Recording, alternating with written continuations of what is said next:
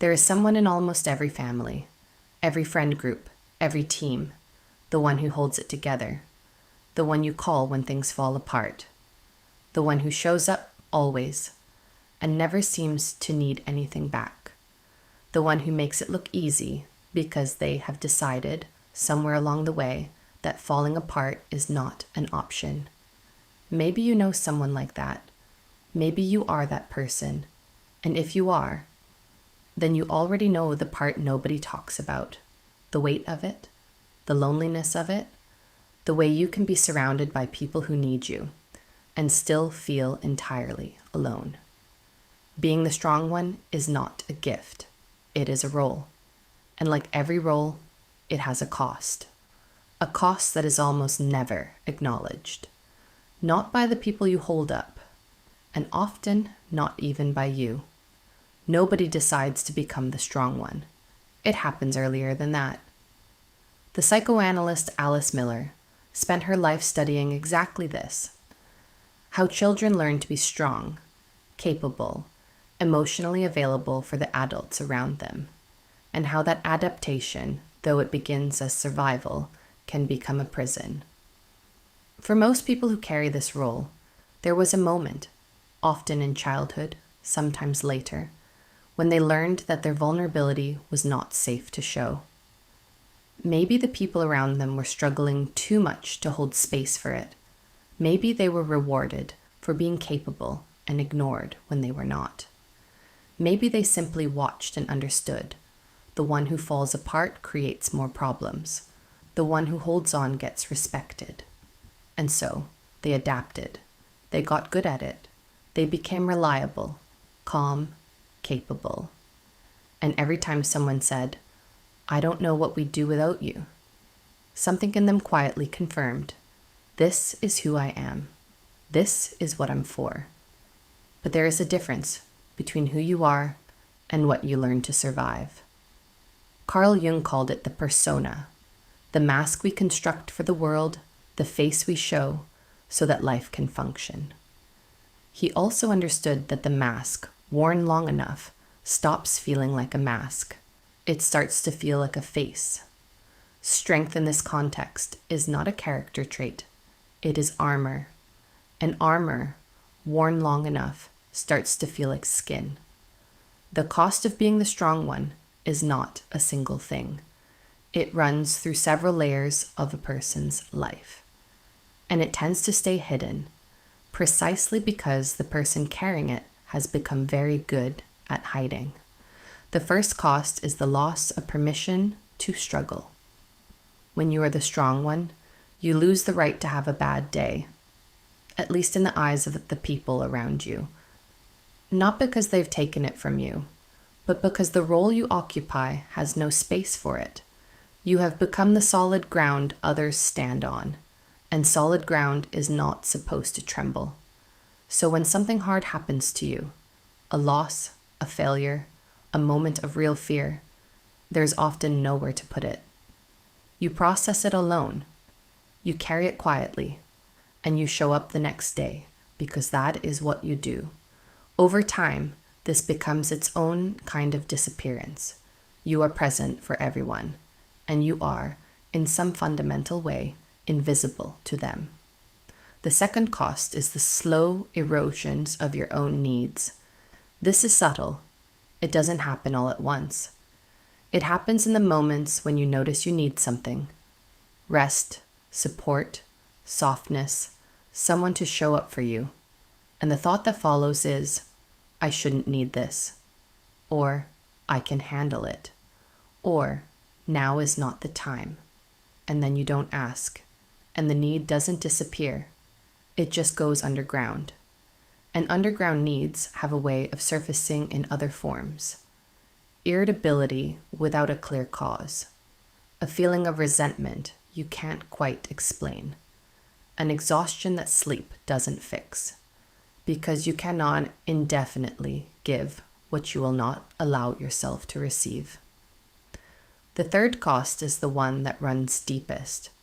When you have spent years being strong for others, you can lose access to your own inner life. Not dramatically, not all at once. But gradually, the feelings that are not useful start to get quieter. The grief that has no outlet, the fear you talk yourself out of, the longing for something you've never let yourself fully name. You become efficient, you become functional, and something in you, the part that is allowed to be uncertain, unfinished, human, starts to go quiet from lack of use. The strong one doesn't break down, they just slowly stop feeling and call it coping. So what changes?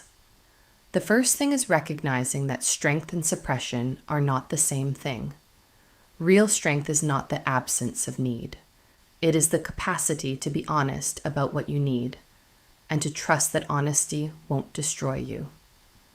That is actually harder than holding everything together. It takes more courage to say, I'm struggling, than to quietly disappear into capability. The version of strength you were taught, the one that requires you to be okay when you're not, to need nothing, to always be the one who holds. That version was never real strength. It was endurance. And endurance has a limit. There is also something important about what this costs the people around you, not just you.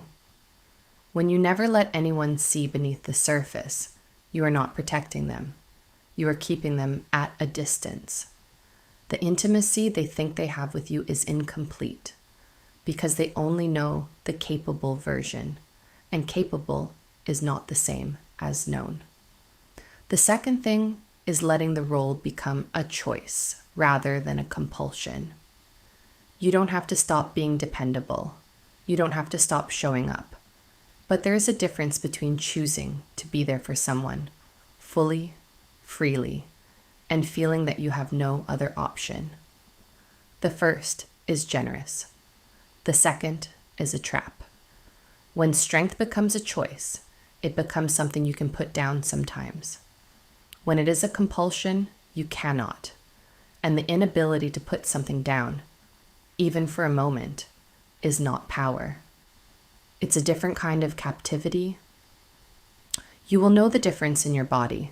Chosen strength feels expansive. Compelled strength feels like bracing for impact. A low-level tightness that you've stopped noticing because it's always there. The work is learning to feel the difference between those two states, not to judge them, just to know which one you're in. What does it look like to step out of this role, not by abandoning the people who depend on you, but by finally including yourself among them? It looks like saying, sometimes I'm not okay. Not as a performance, not to alarm anyone, just as the truth. It looks like noticing when you're about to dismiss your own need and pausing there. Not to indulge it, not to dramatize it, just to acknowledge it, to say, this is real. I'm allowed to feel this. It looks like letting someone else hold something sometimes. Not because you can't, but because allowing others to show up for you is also a form of trust. And trust, offered carefully, creates a different kind of connection than being needed ever can. Because here's what the role of the strong one quietly prevents: real intimacy. People can be close to someone they need, but they cannot truly know someone who never lets them see beneath the surface. And beneath the surface is where you actually live. This is not a fast process. The nervous system that learned to brace does not simply unbrace because you understand why it does. It unbraces through small, repeated experiences of safety. Moments where you showed something real and the world did not fall apart. Moments where you let someone in and they stayed. These moments accumulate slowly, and they matter. You are not only useful, you are not only strong, you are also the person underneath the role, the one who gets tired, who wonders, who carries more than anyone knows. That person deserves to be known, not just needed. If you have spent years being the strong one, for your family, your friends, your colleagues, your children, I want to say something directly to you. The strength you've given has been real. The people you've held have needed it. None of that is negated by what it has cost you. But you are allowed to cost something too. You are allowed to be held sometimes. You are allowed to say, not right now, and to mean it without guilt. Strength is not your sentence. It's one part of who you are. I want to ask you something, and I genuinely want to know the answer. When was the last time someone asked how you were doing, and you told them the truth? Tell me in the comments, because that answer, however uncomfortable it is where this work actually begins.